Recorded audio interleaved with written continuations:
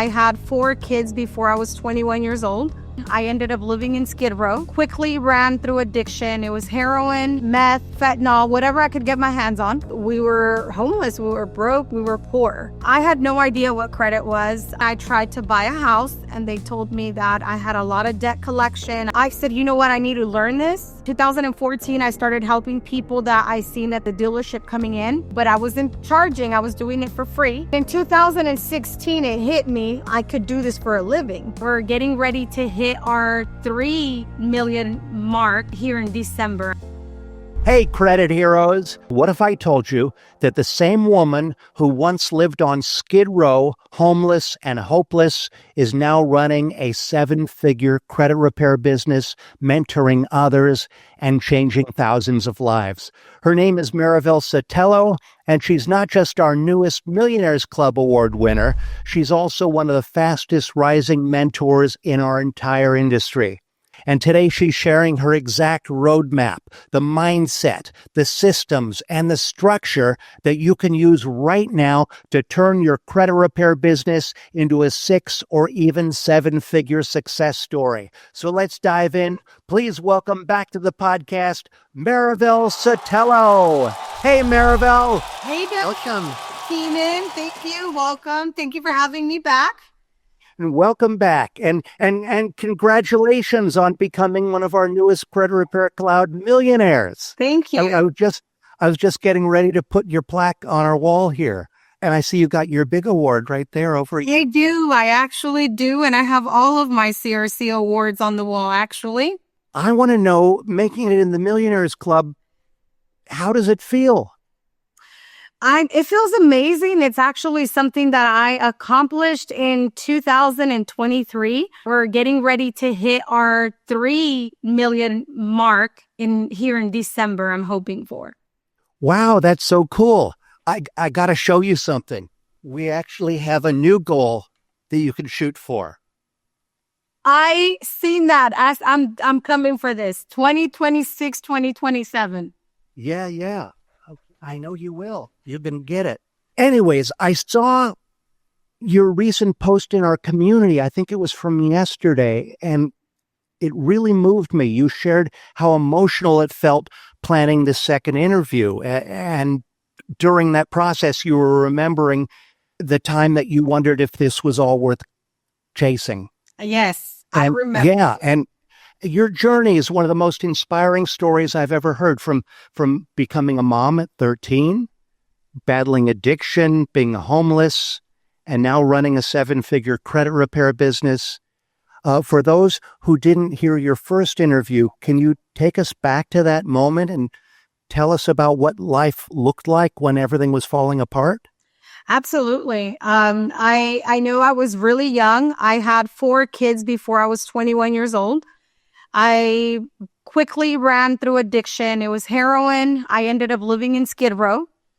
Meth, fentanyl, whatever I could get my hands on. I ended up moving to Rosen, California, and I lived at Fairmount Park.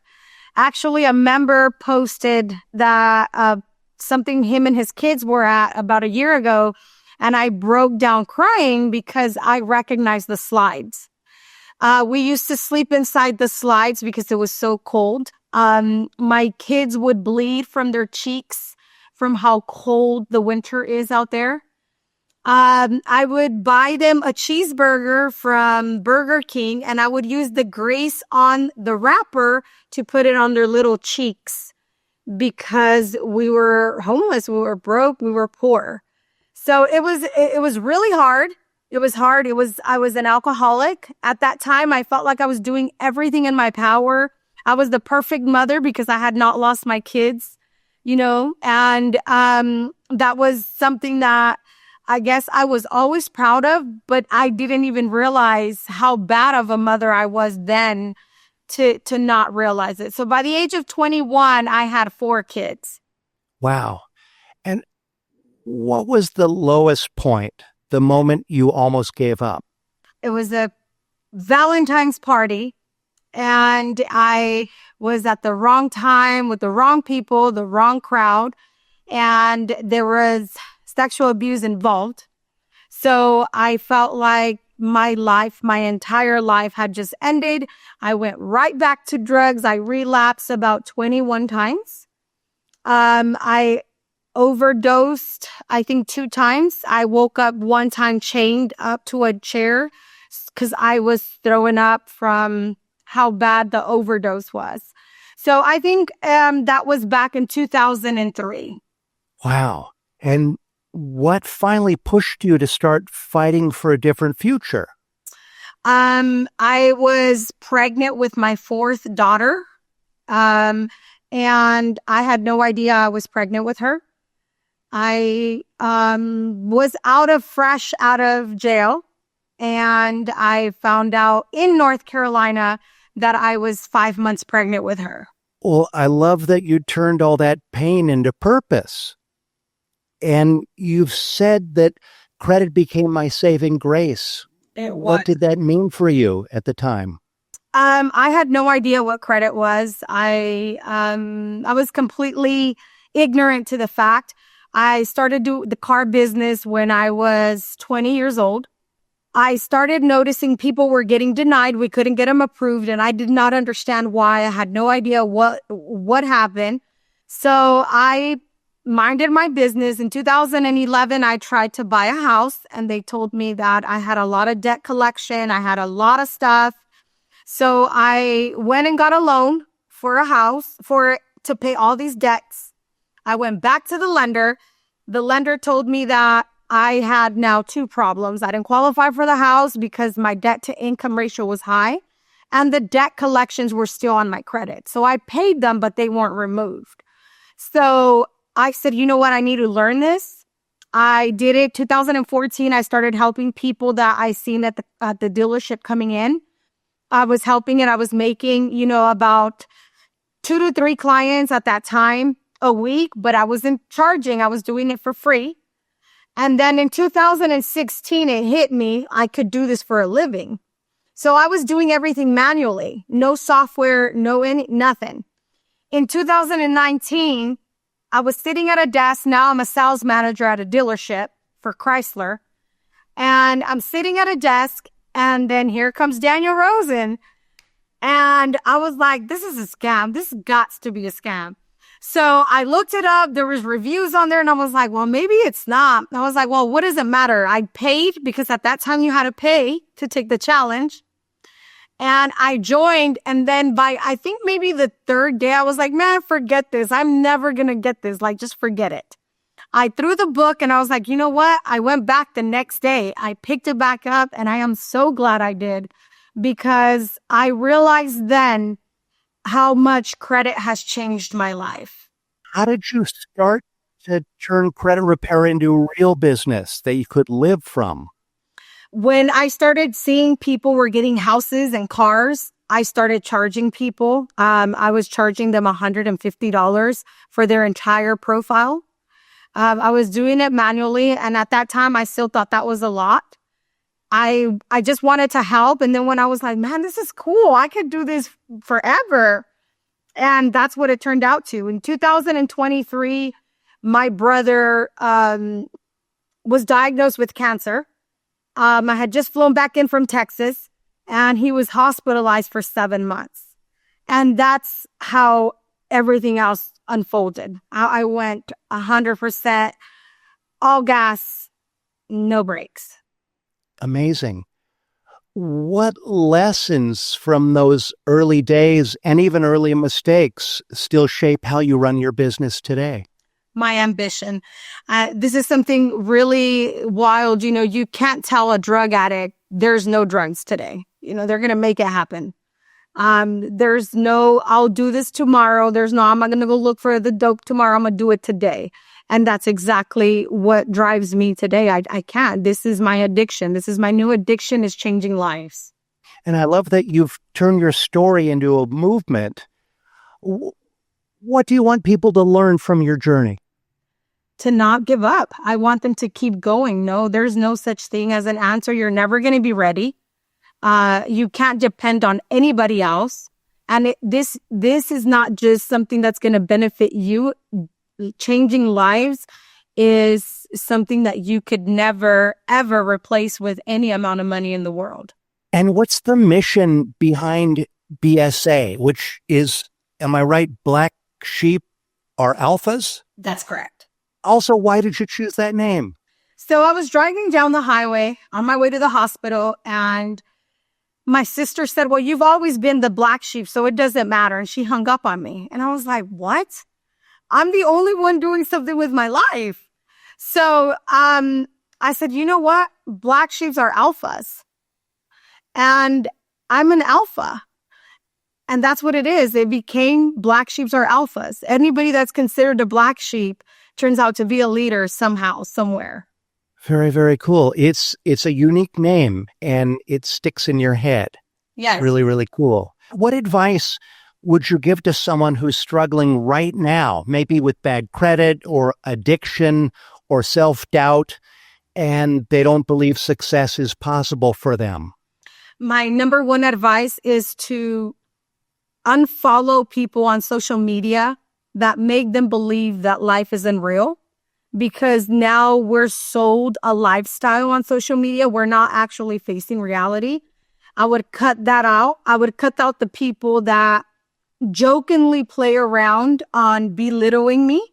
It leads to no good. I would cut everything that cuts off my inspiration, because most of our inspiration comes late at night between 11 and 3 a.m., 11 p.m. and 3 a.m., because that's when everybody's resting. Our minds are going, how are we going to make ends meet? And then we go to social media and we see all this lifestyle and we compare ourselves to what somebody else is living. But what that other person fails to show is 10 or 20 years of failure behind all that success. That's really good advice. You're talking to a lot of people in your community, and yes. I'm curious to know, like, what are those mindset mistakes people are making? So I literally take them back away from, we have to stop being a victim. At some point, we have to stop pointing fingers at somebody else.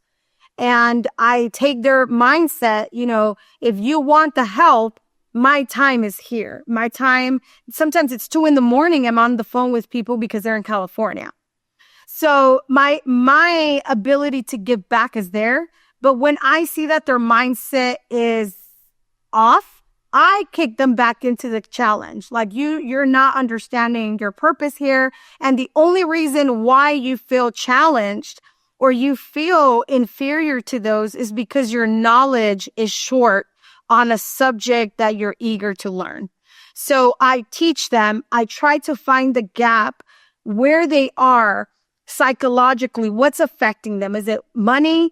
What is it? And I try to build a plan as fast as I can where they're going to start seeing money and start seeing results to put them in a different category mentally.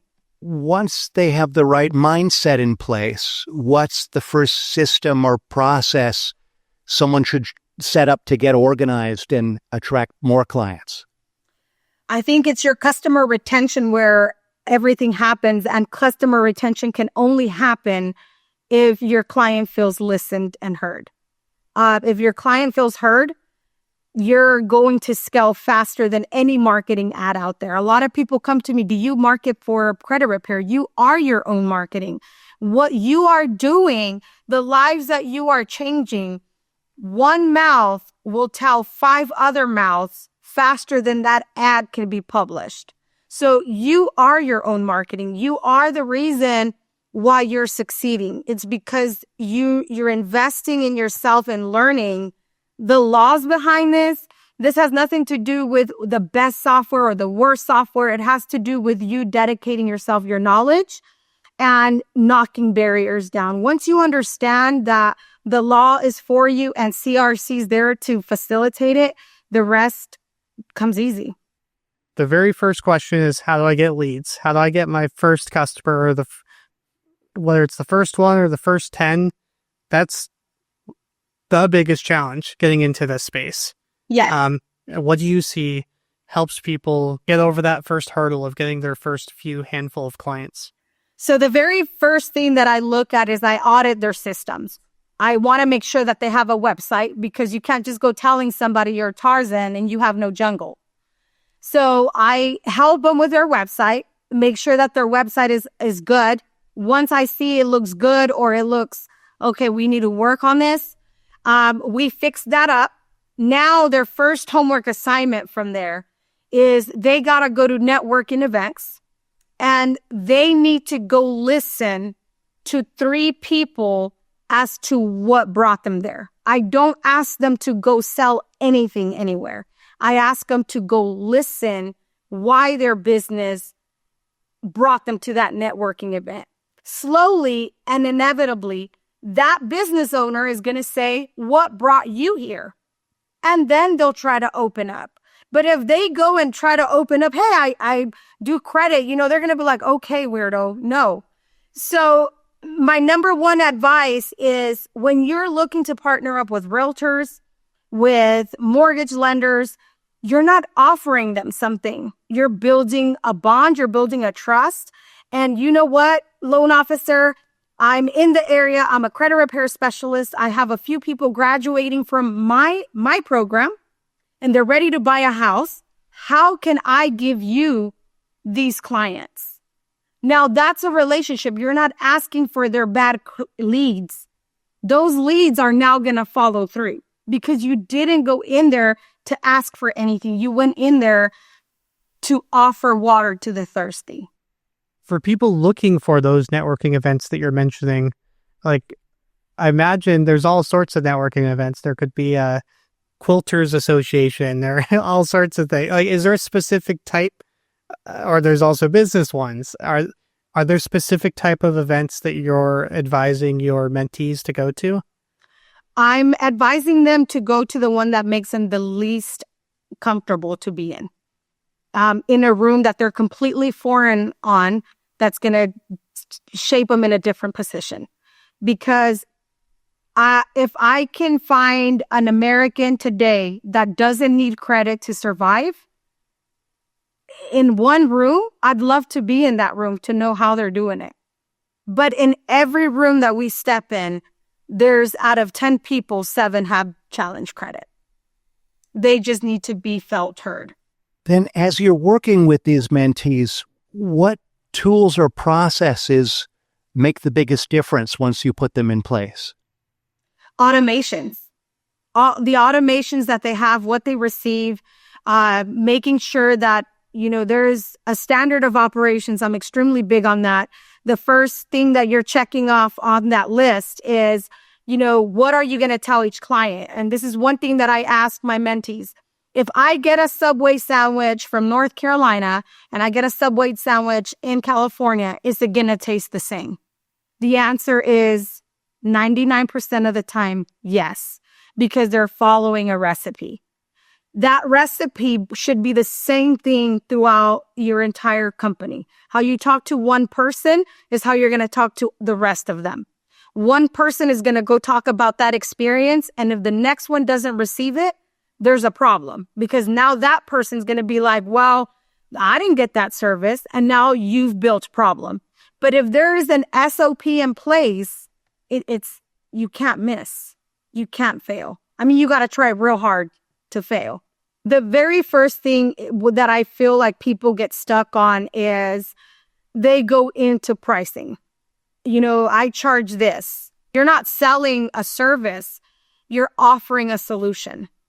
So if you mistake your pitch in a sales pitch versus a solution pitch, you're always going to feel stuck, because you're always going to come on pushy. But in these networking events, if I say, what I do in networking events and what I tell my mentees is, look on Facebook, look for networking events near you, and I want you to study the people that are going there. Go look at their websites. Go look at what they do. Go look at their background and study who they are. Once you get to find these people, you spot them in the room. Oh, yeah, I know about you. I've heard about you. I know about this. It's going to make that person feel on top of the world. Maybe we just learned about this person yesterday, but they're heard. Now we share contact information. Now I want to grab an email from you where I can send you more information of how maybe I can help your business grow, not mine, yours. I'm offering you a solution to your multiplication in commas in your income. What are you teaching people to make that client interaction amazing? The first time you have less than 10 seconds to convince this person if they're going to work with you or not. If that person within 10 seconds, they feel like maybe even less. The attention span now is TikTok, 3 seconds. It doesn't catch your attention. You've swiped up. If they don't hear music to their ears, they're done listening to me after 10 seconds.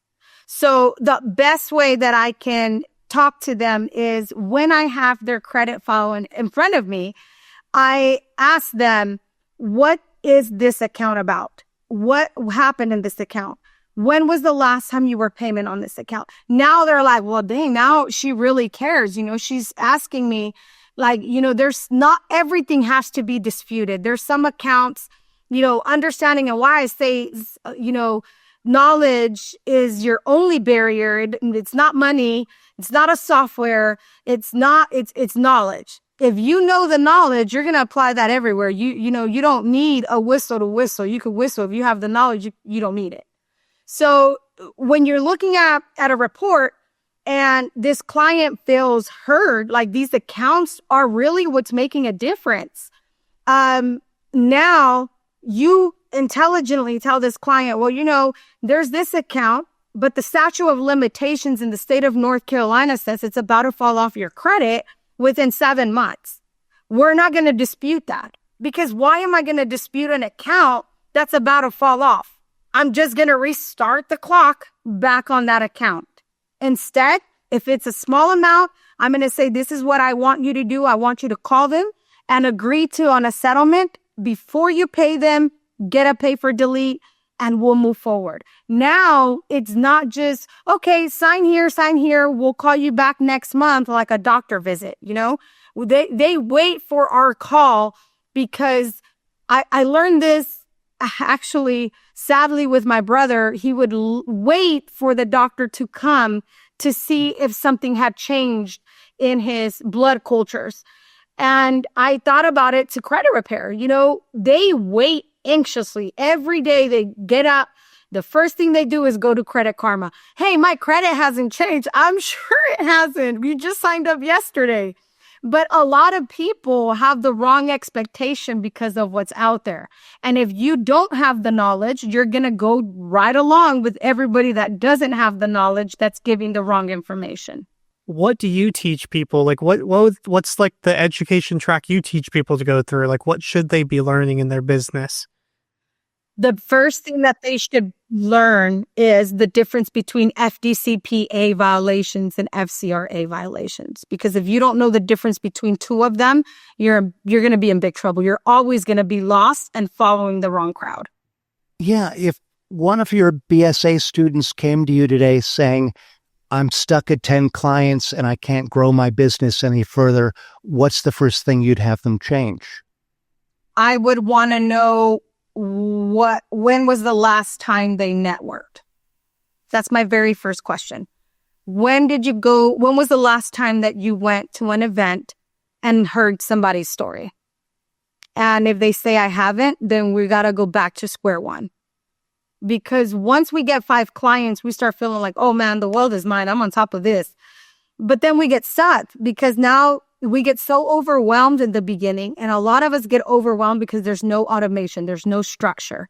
So we're trying to put all the pieces together, starting from the back to the front, from the front to the back with different clients. So I tell them, when was the last time you sat and you listened to somebody's story and found the right moment to offer the solution to their problem? I like that. What's the biggest myth people believe about success or entrepreneurship that you wish you could debunk? That you need money to make money. You absolutely need money to make more money, but you don't need money to start making money.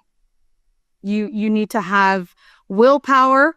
You need to have the courage. I mean, there's people with extremely low IQ that's out there rocking it because they don't even have enough IQ to doubt themselves.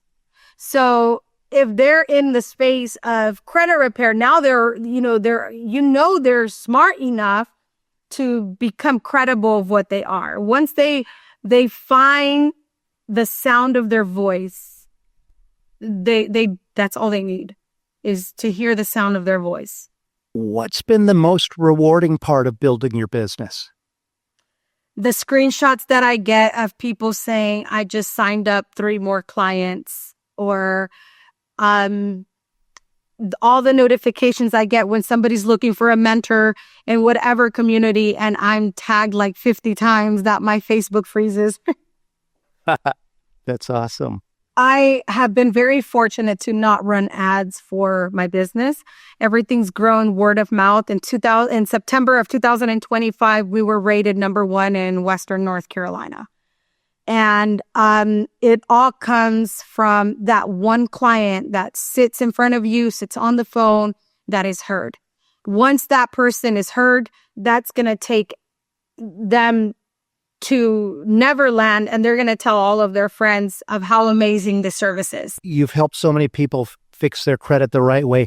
What's the biggest game changer for you when it comes to disputing? Factual disputing. Actually understanding, like I said, understanding what you're looking at. And I need to make sure that that late payment is actually late. So prove to me that it was actually late, and what bearings did you have for making it late?